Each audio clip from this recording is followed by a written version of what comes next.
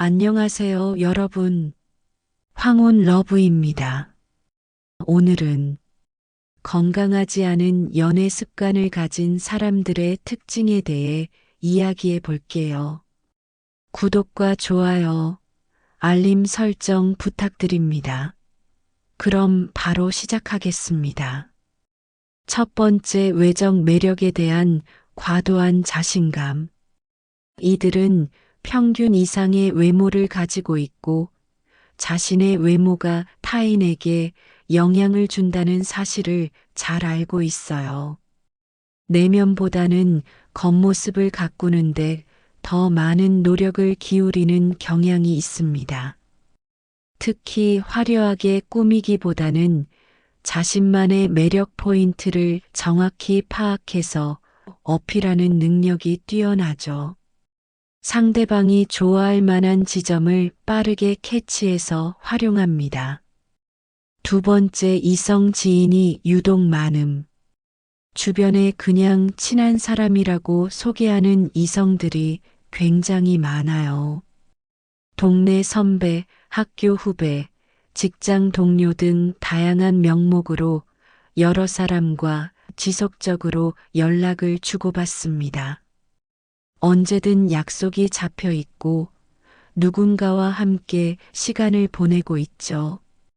이에 대해 의문을 제기하면 그냥 친구일 뿐이야 라며 선을 긋지만 사실상 여러 관계를 동시에 유지하고 있는 겁니다. 이런 패턴이 나타나는 이유는 혼자 있는 시간을 견디기 힘들어하기 때문이에요. 누군가의 관심과 애정 없이는 불안해하는 성향이 강합니다. 관계가 끝난 후 공백기가 길어지는 걸 두려워해서 미리미리 대비책을 마련해 두는 거죠. 세 번째, 신체 접촉에 대한 경계가 느슨함. 일반적으로 신체 접촉에 거부감이 적고 상대의 스킨십도 어느 선까지는 편하게 받아들입니다. 그런 접촉에 특별한 의미를 부여하지 않아요. 이들의 특징은 애정 표현을 쉽게 하고 관계 진행 속도도 빠른 편입니다. 하지만 그건 상대를 진심으로 좋아해서가 아니라 원래 그런 성향이기 때문일 가능성이 높아요.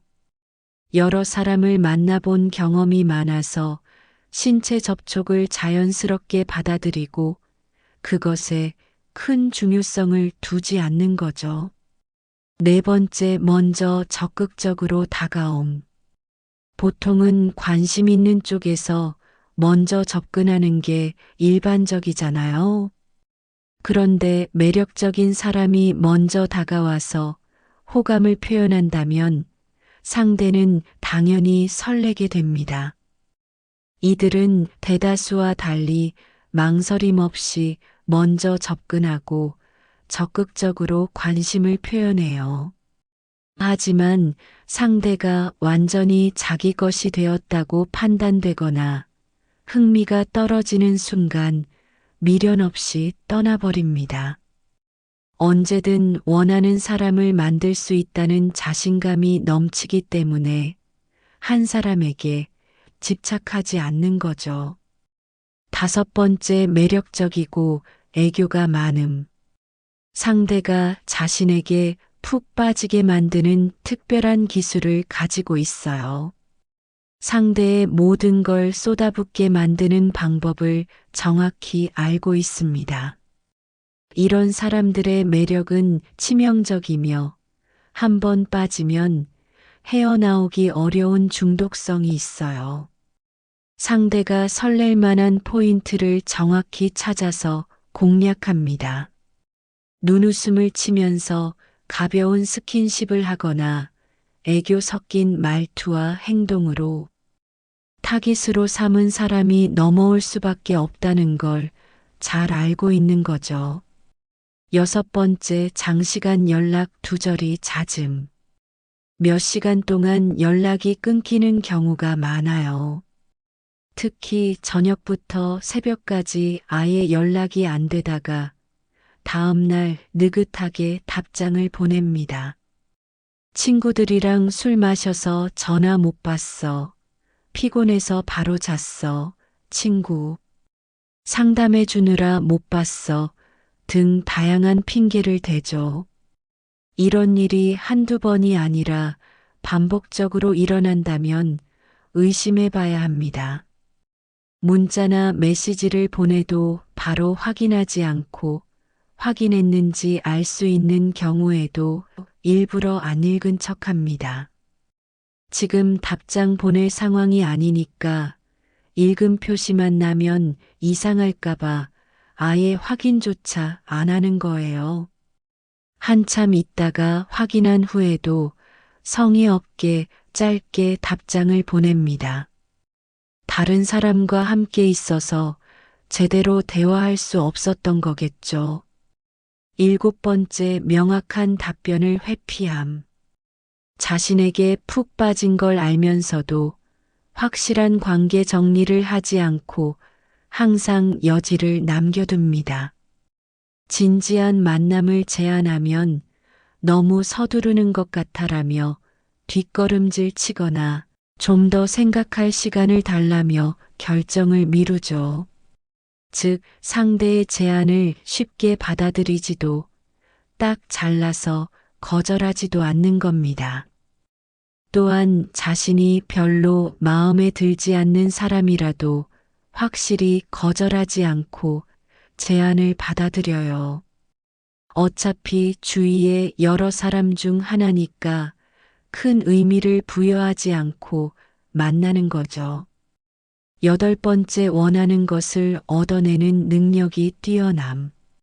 상대방에게 자신이 원하는 걸 받아내는데 능숙합니다. 비싼 선물이나 가방 같은 걸 자신을 만나려면 당연히 해야 하는 투자라고 생각하게 만들어요.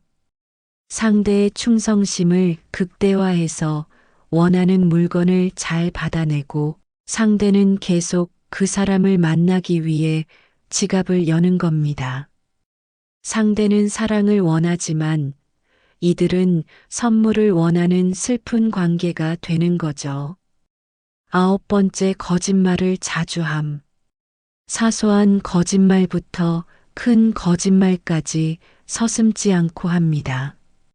진실보다는 상대가 듣고 싶어 하는 말 또는 자신의 실체를 감추기 위한 거짓말을 수시로 하는 거예요. 심한 경우 자신의 직업부터 이름까지 거짓으로 말하는 사람도 있어요.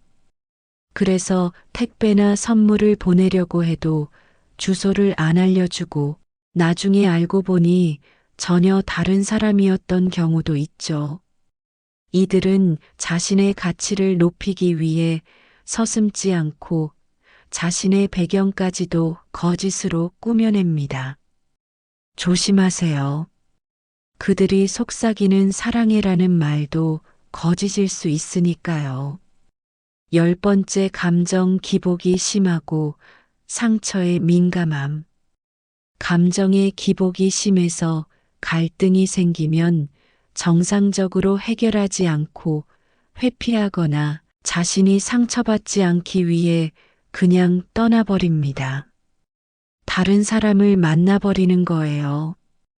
예민한 자신의 감정을 지키기 위한 방어기제를 작동시키는 겁니다.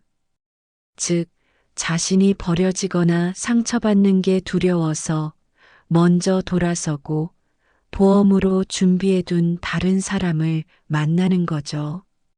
또한 지나치게 감정적이라 기분이 좋을 땐 세상에 이런 사람이 있나 싶을 정도로 잘해주지만 마음에 들지 않으면 갑자기 돌변해서 차갑고 무서워집니다.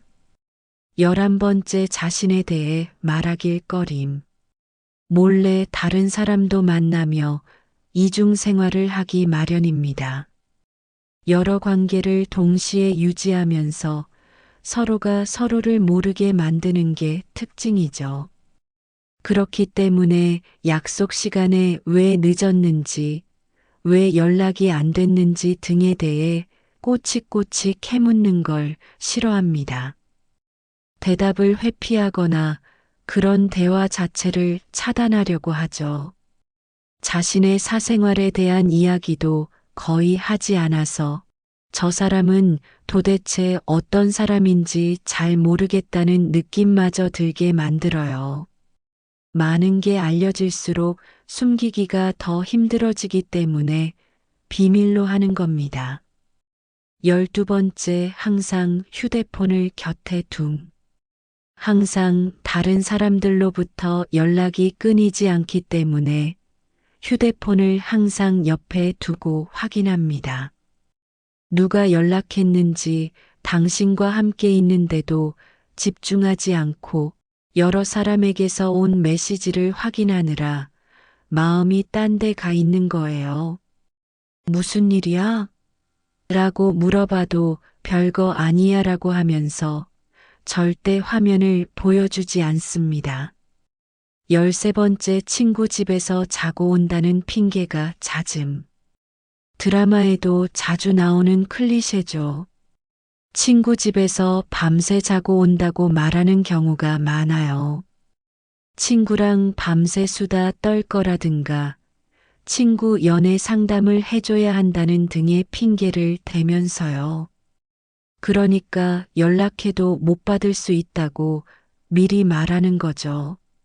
하지만 그 친구는 우리가 흔히 생각하는 동성 친구가 아니라 다른 이성일 가능성이 높습니다. 14번째, 자기도취가 심하고 주목받길 원함. 자신이 매력적이라서 마음만 먹으면 누구든 자기를 좋아할 거라고 생각해요. 술자리나 모임 등에서 모두가 자신에게 집중하고 봐주길 바랍니다.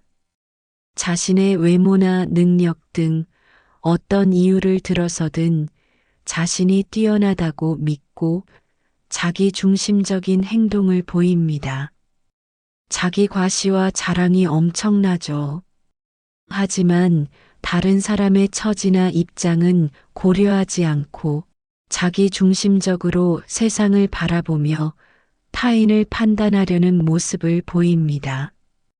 다시 한번 정리해드리면 1. 외적 매력에 대한 과도한 자신감. 2.